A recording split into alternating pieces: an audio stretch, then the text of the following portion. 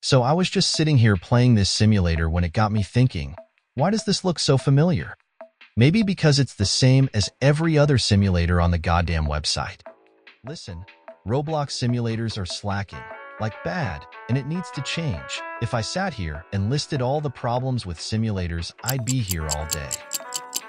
That's why I've split this video into 3 separate parts to talk about the main issues. Today, we'll be going over originality, monetization, and community. So without further ado, let's get started. Originality. This is something I've been wanting to talk about for a while now. Roblox simulators are extremely unoriginal. Take this simulator for example, Arm Wrestle Simulator. Also, I should probably mention, please don't send any hate to any game shown in this video.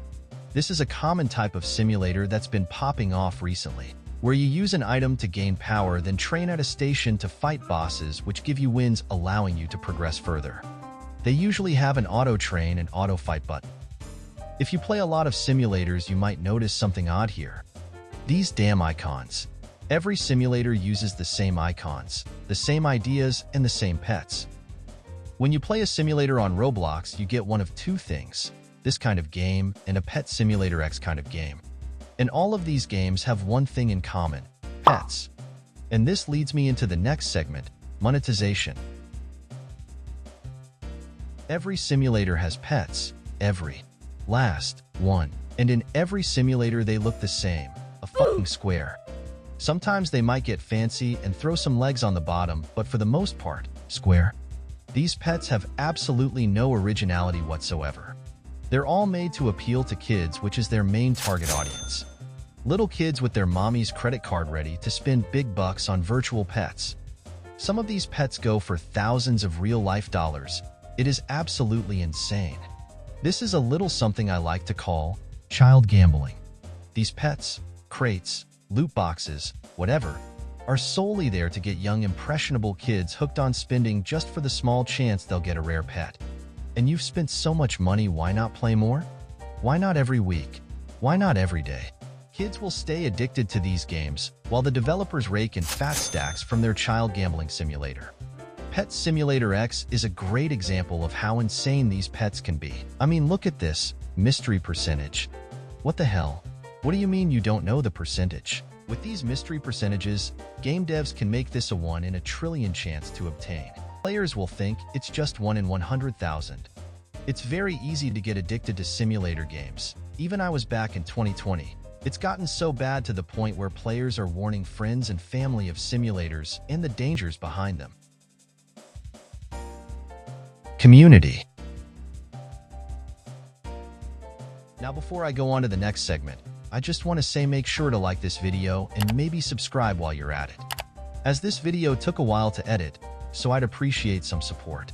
Anyways, on to the next segment, community.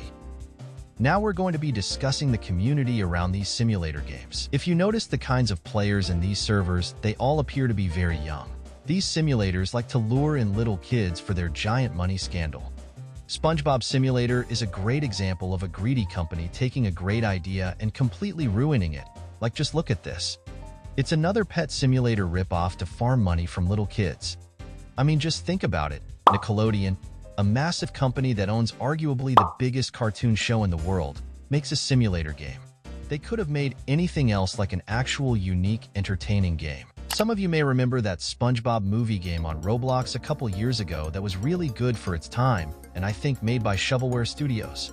Its content deleted now. You might also remember the Survival the SpongeBob the Killer game Flamingo made that got millions of visits and then was taken down because GameFAM was making their own official SpongeBob game. These companies don't care about the community, they don't care if the game is fun, they just want money.